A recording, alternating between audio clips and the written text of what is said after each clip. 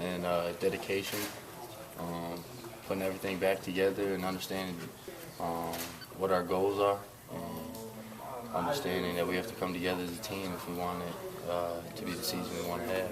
What did the film study look like to you? I mean, some of the things that went wrong, could you kind of pinpoint them now? Well, there was 4 turnovers. You can't win a game turning the ball over. I mean, that's the same thing with Alabama. They were still in the game despite those turnovers, just like we were still in the game, kind of despite the turnovers still.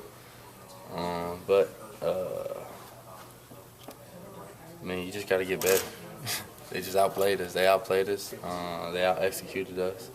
And we just have to make sure everybody's on the same page.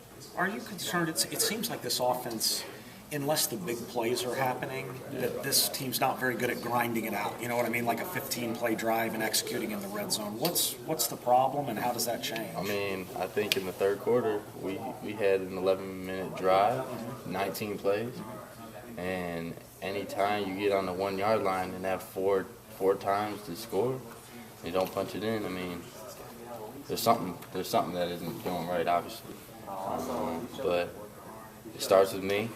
I'm the quarterback. I'm the leader of this team, and I have to make sure that all our guys are on the same page, including with our coaches. I mean, being the leader of the offense, you have to communicate with the coaches just as well as they communicate with us. So you just got to get better. You got to practice even harder, understanding that the red zone, you can't turn the ball over, and you have to punch it in and score, especially in the SEC. I mean, if you don't get these touchdowns on the 1-yard line, it's going to kill you to get 3 points. So anytime you get in the red zone, you got to make sure that you punch it in at least.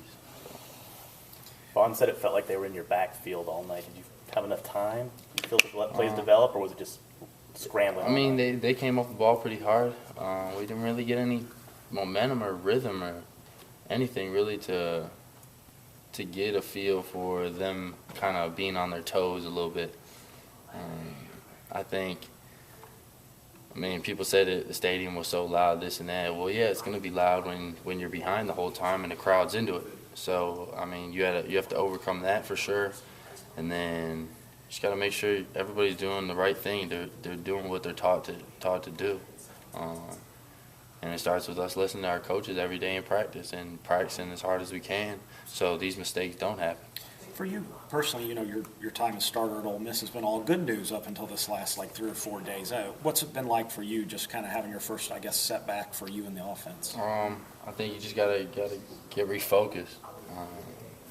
I hate losing. I hate it, and I mean I couldn't even sleep knowing that we lost. I mean that flight home and that bus ride from Tupelo. I mean. It stinks. It stinks losing. And knowing that you were still in the game despite everything, and I mean we were in the red zone 2 or 3 times, and you get, 10 points, and you can't really win a game. 38-21 is a lot different, but they score. All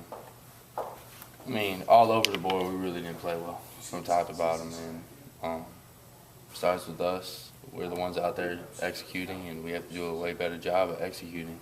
Otherwise, games like this will happen. And I'll assure you one thing is that I know our team isn't going to give up. We have some great leaders on this team.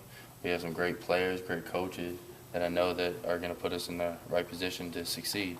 And we just have to make sure we listen to our coaches because they're our coaches for a reason. They've been there, they've done it before, and it's proven that it's worked. So we just have to believe in them and come together as a team and understand if we want our main goal of winning the SEC and going to the national championship, it starts today. It starts in the film room, then leads to the practice field, and then, of course, on Saturday, you have to execute the game plan. Chad, Trey said he felt like you guys might have bought into the ranking type a little too much and been distracted by that. Did you feel that with this team?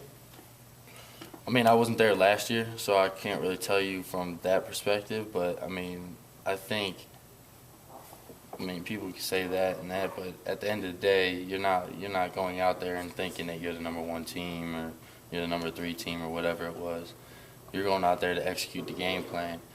And I know in my mind, I'm not thinking about anything other than football, and that's doing what I'm asked to do each and single play. So going out there thinking that it could be that, some people could have been on their mind, but I know it wasn't on my mind. So. The big play was such a big part of the game plan in the first couple weeks. I know quality of competition matters, but is some of it too you just don't have the time to get the ball down the field like you were able to early in the year? I don't think it's that. I think like you said, our coaches do a good job of coaching us, and we just have to relay what they teach us on the game day. I mean, it's as simple as that. Like you said, it's proven it's worked before. I mean, we had a great season last year, the year before. I mean, Coach Freeze knows what he's doing. Coach Warner, Coach Lou, Coach Harris, all the coaches know exactly what they're doing. And we just have to make sure we come together as a team, realize, hey, this is the year that we want to do it. We better get to our P's and Q's right now because otherwise it's going to be too late. So we just got to keep working hard, and I think everything will get better this week for sure. You kind of see Laquan getting more targets in the red zone too, knowing that he can win those one-on-ones. I mean, he has to.